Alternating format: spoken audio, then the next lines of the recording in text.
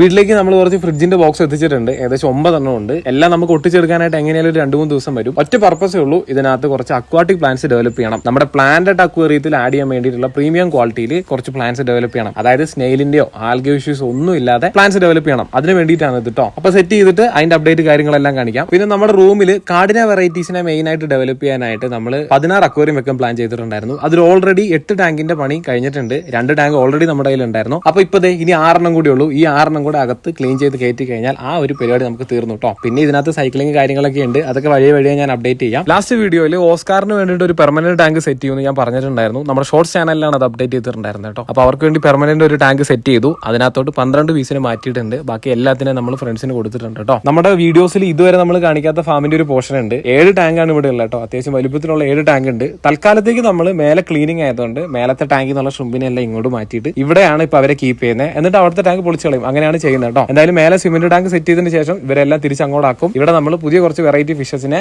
Breed ചെയ്യാനുള്ള plan ആണ്. അതിന്റെ അപ്ഡേറ്റ് കാര്യങ്ങളെല്ലാം വരുന്ന വീഡിയോസിലായിട്ട് നമുക്ക് ക്ലിയർ ആയിട്ട് കാണാം കേട്ടോ. പിന്നെ ലോങ് വീഡിയോസ് നമ്മൾ ഉടനെ തന്നെ സ്റ്റാർട്ട് ചെയ്യുക.